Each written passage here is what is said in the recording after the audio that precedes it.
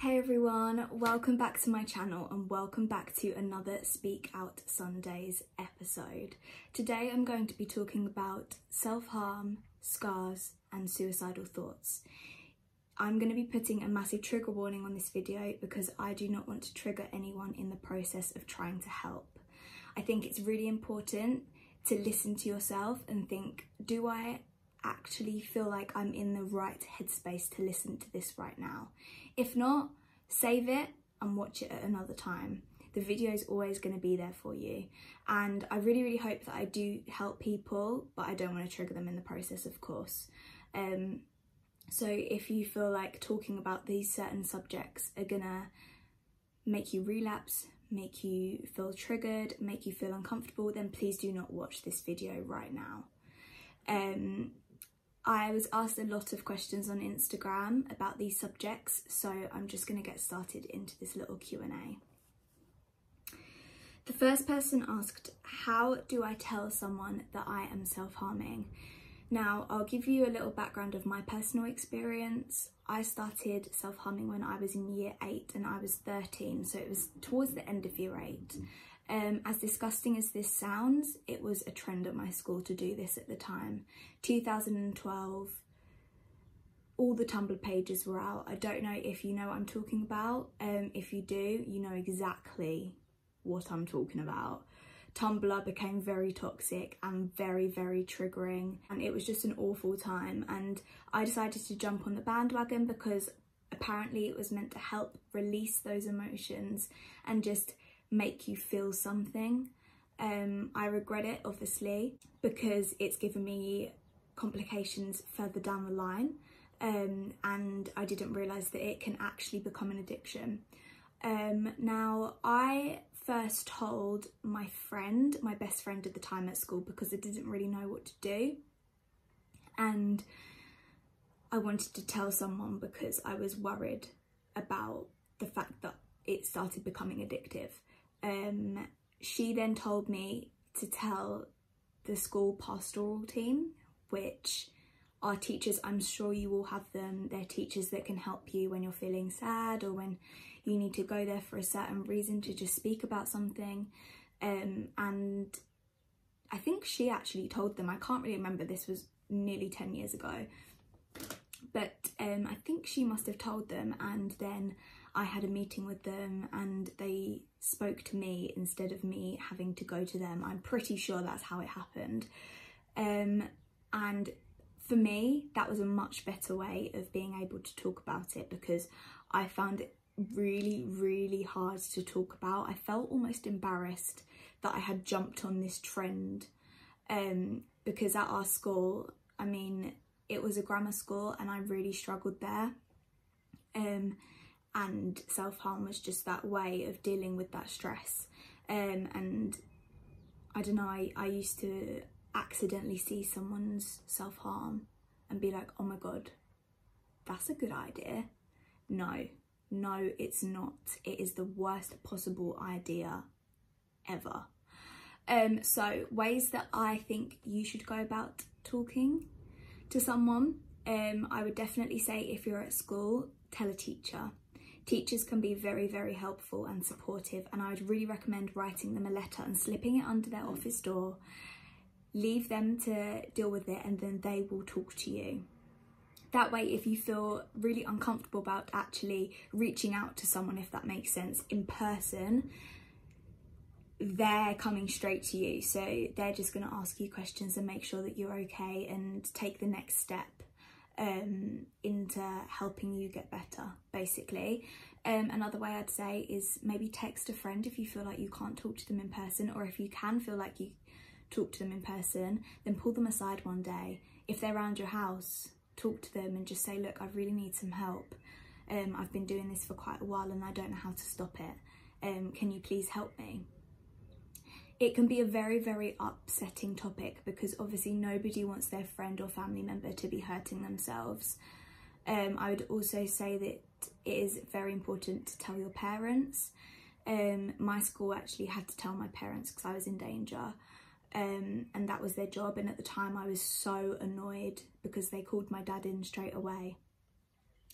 But I think schools can handle it really, really well, especially if you create a bond with that teacher, and ask them, obviously if they do need to tell your parents, then ask them to do it in a specific way. Ask them if, I don't know, if you can tell them first, or if you can bring them from school, and have their guidance on it as well. So I would say those things. Obviously, if you don't go to school and you feel like you need to tell your parents or a friend, if you don't feel like you can speak out again, then write a letter to them and give it to them. That way they can be completely informed and try and help you. The second question is, how do I stop self-harming? Now, self-harm, as I said, can become an addiction, and it can become a very toxic one. I mean, I have dealt with it firsthand for nearly 10 years.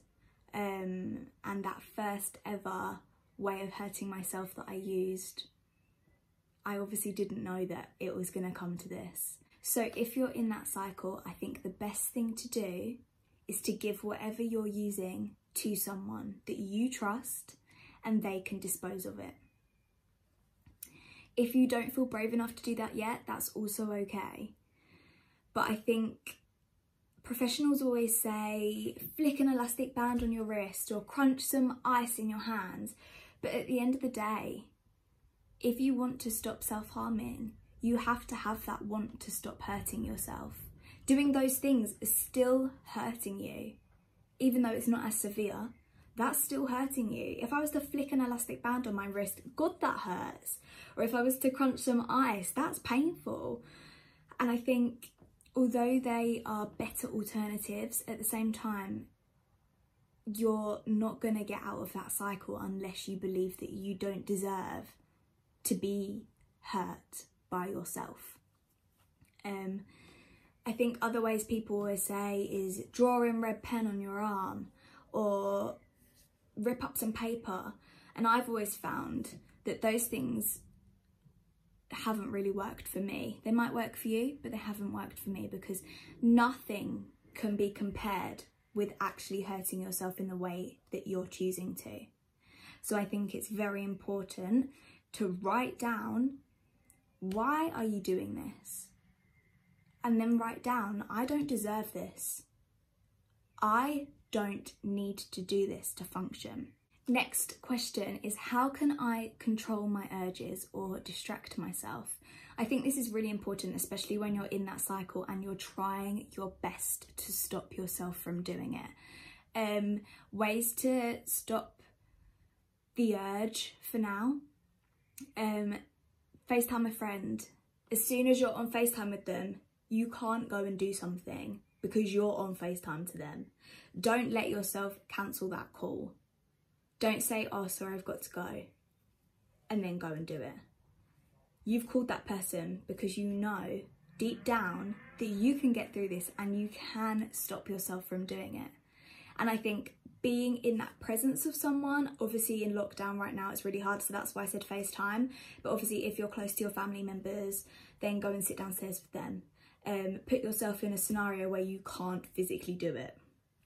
Also, go out for a walk, go out somewhere, get some fresh air, take some deep breaths, try and listen to what your thoughts are saying and see if you can switch it up a little bit, because that's so important when trying to just ride these waves. My therapist always used to talk about riding the wave, and the urge will always come up to its peak. That is when you need to call someone or do something to stop that. Then it will slowly come back down. Don't get me wrong, it will probably come up again, because when you're in that cycle, it's really hard to stop yourself from doing something that you've done for a while. But you can do it again. You can control that wave again. Someone says, how can I get rid of my scars?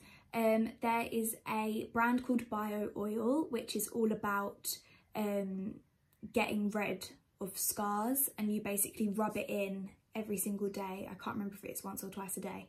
You rub it in and the scars do fade massively. It's proven. It's a very good brand to use. You can get it in Superdrug or Boots. and I would really recommend that. Especially in the summer, when you tan, your scars tend to become more prominent and more visual. So I definitely recommend using bio oil to get rid of them. Some scars won't go away and you just have to live with them. That's the bad thing about self-harm. It's a temporary release and it feels great at the time, but it's a permanent mark on your body. Here's another question. Will my scars affect dance college or any jobs that I get? Now, I would like to say no, and I would really hope that that wouldn't affect, but obviously I can't really tell. I think people are very aware of mental health these days, and I think it's very, very important that those people know that if they are in your body and you have come through the other side, that they know that that is the case and that this is not an ongoing thing, especially with dance colleges and stuff, because of course a lot of it is about the way you look. I will say experience getting into dance college and having scars wasn't an issue at all. Someone else said, what do I say to people when they ask about my scars? Now I think this is something that people are really starting to get used to now, which is a horrible thing, but at the same time it's good for those that have self-harmed in the past or do self-harm. People might see a scar and then think, oh no, okay, I know what that is, I don't need to say anything, and hopefully 9 times out of 10 that would be the case. People that are more likely to say things are adults who don't really understand, or little kids. With little kids it's very, very easy to make up something because they will just be like, oh okay, and then move on. So they might be like, oh what's that, and you could just say, oh I was in a shark attack, or oh my cat scratched me, we had a little bit of a fight, something like that, and they would just believe you and be like, oh, okay, and they wouldn't have to ask any questions. But with adults or other people of your age group, I think it's really important for you to either say, oh sorry, I'm not comfortable talking about it, it's none of your business, quite frankly, or you could say, these just came when I was quite poorly, because I find that with old children that I am family friends with or whatever, like not obviously work related, I'm talking outside of work, I have started talking about it a little bit more now and started to educate them a little bit more. And I mean, if they were to ask, I would simply just say, oh yeah, that was happened at a time when I was really poorly, but I'm better now. And hopefully they wouldn't ask any questions, or if they did, then just tell the truth. Don't be so blunt about it and straight to the point, but if they ask anything like, oh how did that happen, you could just say, oh my brain was a little bit poorly at that time, and these came up, and that's all you have to say. Last question is, I'm feeling suicidal, how do I manage this and what do I do? So feeling suicidal is something that is really, really hard to manage and deal with. Of course I know, because I have felt like that many times and I have acted on those thoughts many times too. And I think it's really, really important to tell someone when you're feeling like that. Same thing as if you're riding a self-harm wave, FaceTime someone, go downstairs. Even if you don't want to tell them about it, just talk about some random stuff, talk about a dog or, I don't know, the weather, anything. And just really try and focus your mind onto something else. I think if you're feeling suicidal to the point where you feel unsafe by yourself, then I think it's extremely important to tell somebody. You can call the Samaritans on 116 123, or you can call other hotlines, like I know Childline has a hotline, I'm pretty sure, and you can call 111 from the NHS. I would also say that if you're just having suicidal thoughts, you don't actually feel actively suicidal, I would really recommend you write down exactly how you feel, and try and distract yourself again.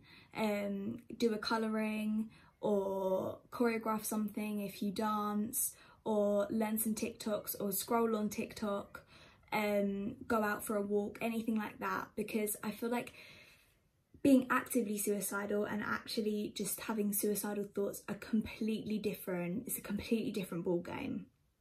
And when you're in danger, that is when it gets serious. If you're feeling that suicidal and actively suicidal and you want to go and see something but you have a few doubts in your head, you're about an 80-20. 80% of you really wants to go and do something, but 20% of you is doubting that and you're not sure why. That 20% is keeping you alive. That is the reason why you're still here and the reason why you're living another day. And I think you need to know that you need to nip it in the bud before it does reach that 100%. Even at that 99%, you can still get someone to help you. And I think that's really important to know. And that is everything for this video. I really do hope that you have learned something or it has helped someone in some way. Even if it's just helped one person, that's all that matters to me.